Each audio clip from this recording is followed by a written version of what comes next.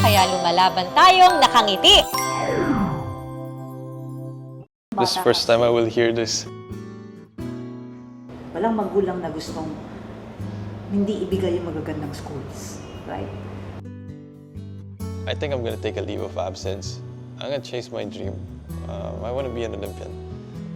In that conversation, I was thinking yung dad ko would actually understand it more kasi he was a pole vaulter. No, it was the opposite.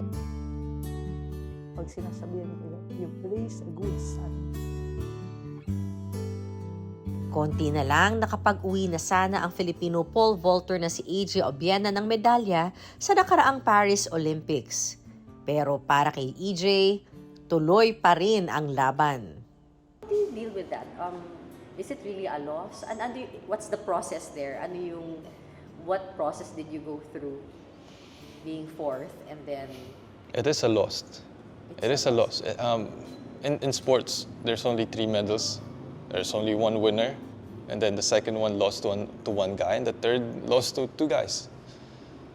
And that's the reality of it, It is beautiful. As I said, sports can give you a lot of different opportunities, but it can be brutal at the same time. Brutal, what I mean, I jumped the same height, technically, the same effort, we all trained together, but come that day, someone needs to win and someone needs to lose. And sometimes the difference is not even measurable by the height or the point of the game itself. Falling short, yes. I agree. And that's, the competitive side of me. I feel it's, I need to take responsibility. It's not an excuse or anything with my health. I went there, I stepped on that track. I didn't bring home a medal. It is what it is. I need to make peace with it and hopefully make myself better afterwards.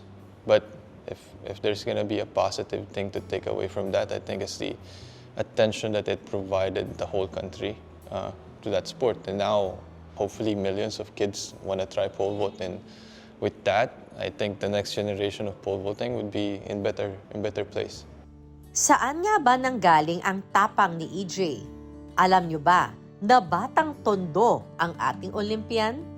You're telling me na you don't recognize that I'm from Tondo, right? There's maybe a selfish or like a little bit parang Tondo side of me why I like to do what I do. This sport is not meant for me. I was not Asians are not a dominant figure in this sport. And growing up, in Tondo, you're a little bit feisty. And when I first competed in Europe, people look at me like, what's this guy doing here? And now when I'm in the meet, they respect me. And there's that, a little bit of, I guess, I'm beating them in their own game kind of thing. And on a personal side, I think that's a very good thing to show us Filipinos. And this was taught to me by a mentor. It was not a Filipino that told me, Filipinos are amazing. But they think that they're less than what they are. We're mostly very humble, which is a good trait, don't get me wrong. But in America, you don't say to a kid, oh, you can be a president. He'll be like, hell yeah, I can. I know I can. In Philippines, we're like, oh, I don't know if I could.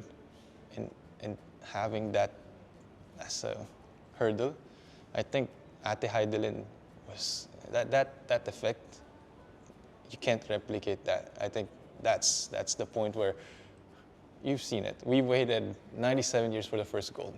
We waited 3 years for the next 2 because everybody now knows and believes if I want to, I can. And that's, there's no price into that. And that's, I think, some shape or form I'm also doing in my event. And yeah, that's very fulfilling for me.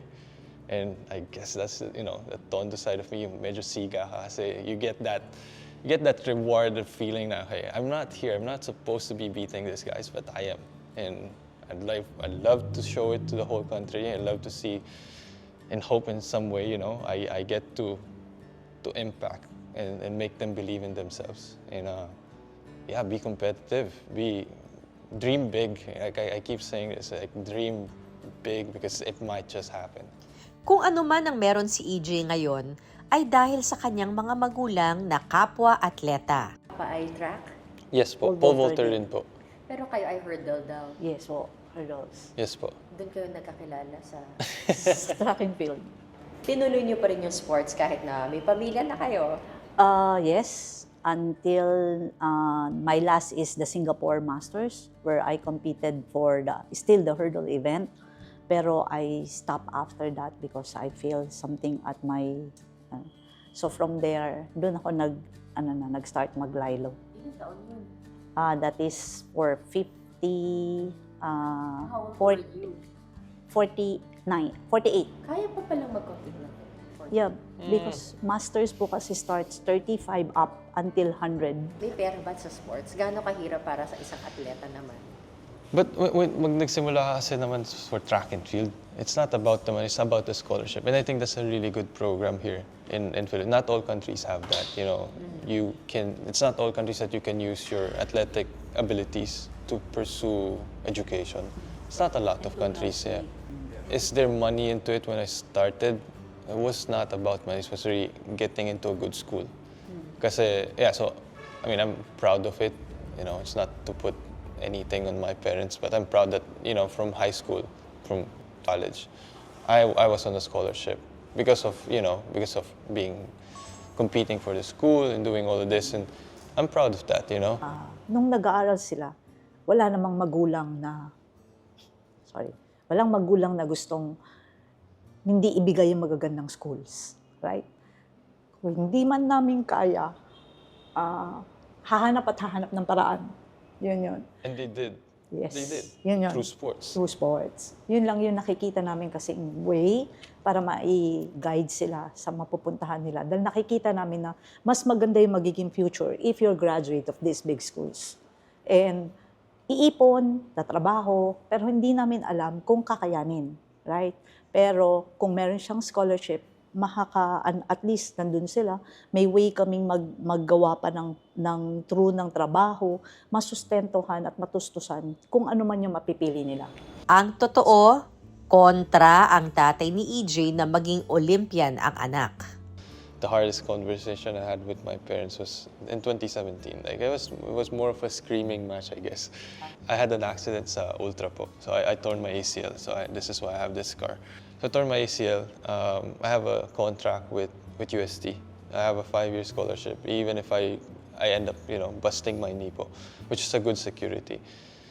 Then imagine this kid who can't even walk and like barely stand and saying, you know, I think I'm gonna take a leave of absence.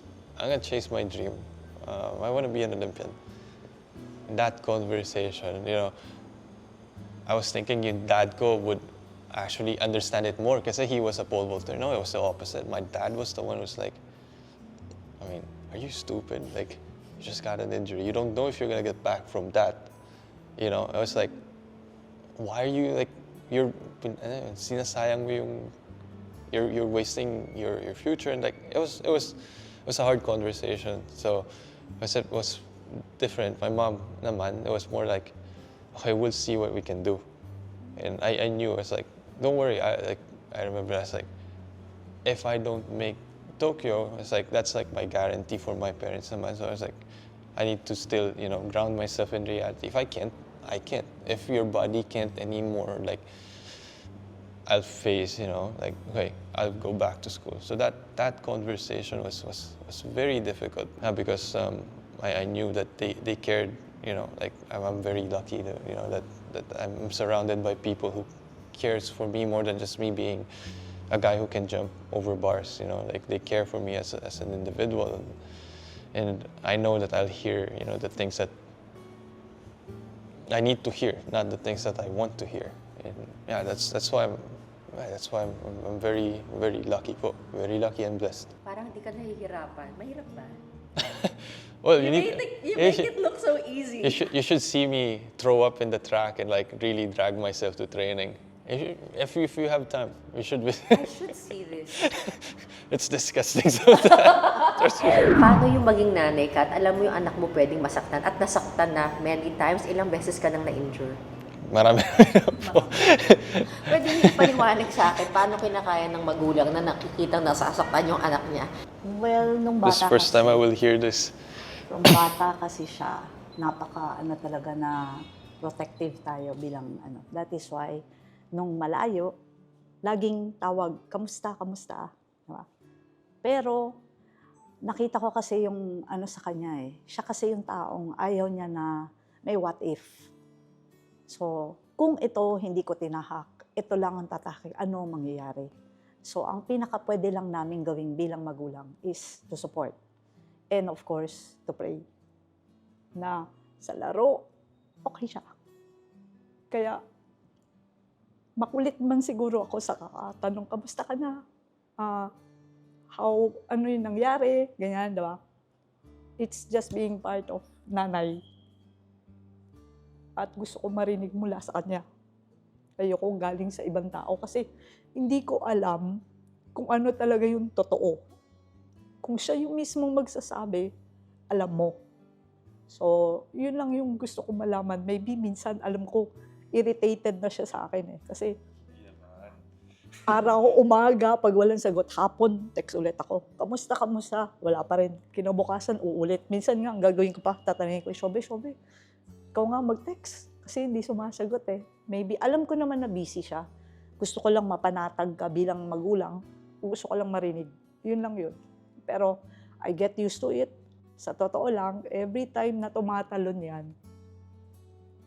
siguro, natatapos ko yung rosaryo ng mga 4 o 5 beses. Every time.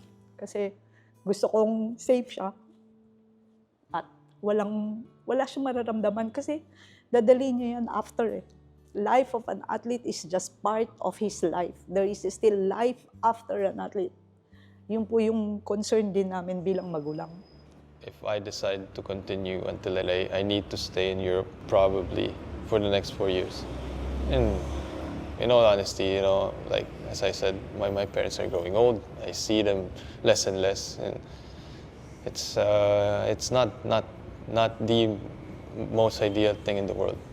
And yeah, I think people don't understand that, and people don't understand that athletes have other parts of their life, and I think I'm at a point of my life where I've done quite a few things in this field that, let's say, if I do decide this is the end, I'm at peace with it, but not yet. I know at this point not yet, but this question of retirement or this question of like leaving the sport has been an overburnt question in my head. If it doesn't make me tick anymore, it doesn't make me tick anymore, and I'm not gonna be frustrated about it.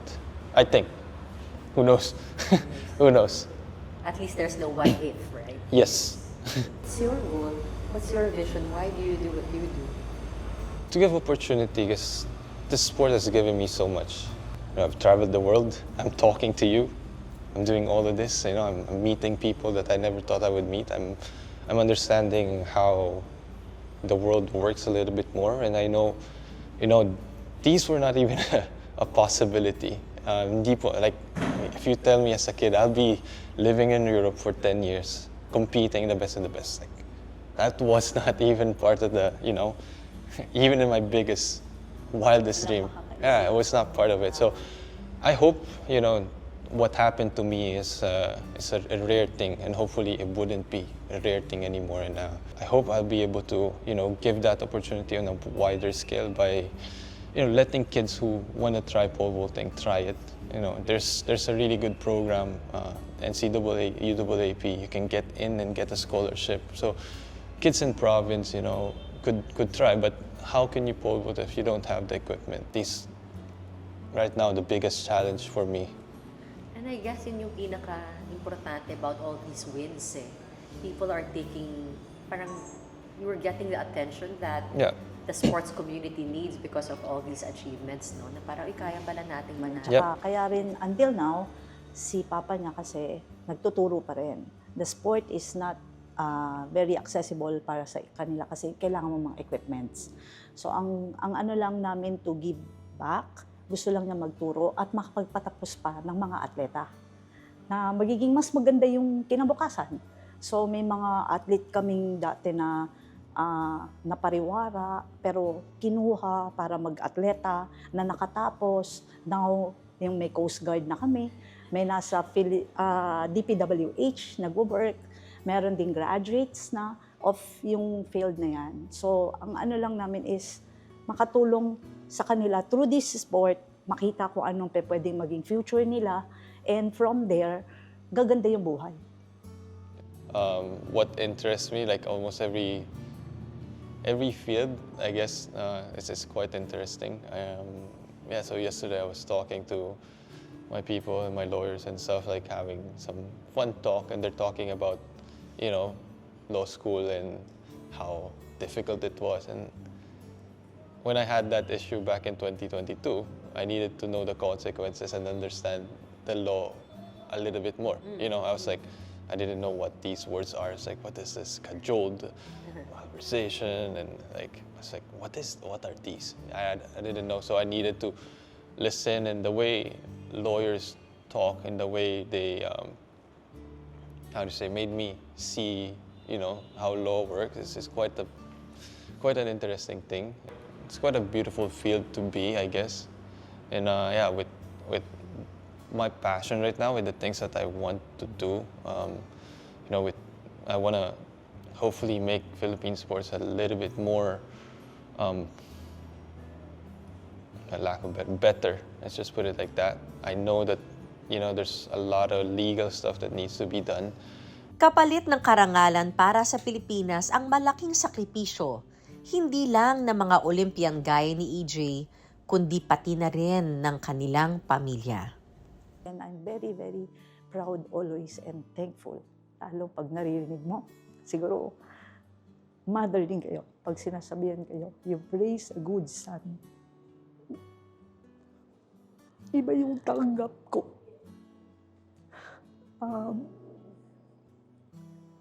Very, very blessed. And salamat po sa nagawa ko sa kanila. Isa lang akong nanay na nabigyan ng anak para mag-i-guide to the future. Tang ngayon, naririnig ko na dami kong napupuntahang interview, mga magulang na matatanda na they look forward to him and thanking him for how he was built. Yun. So I'm very, very thankful. Sabi sa nanay mo, sa magulang mo? She knows it. I don't think I need to say it in public. I'm very thankful, and really, in you know, the short words, I'm very thankful that I was raised by them, and I'm very blessed to have them. And yeah, I just hope that, you know, in this limited amount of time that we spent together, hopefully I you know, I maximize it.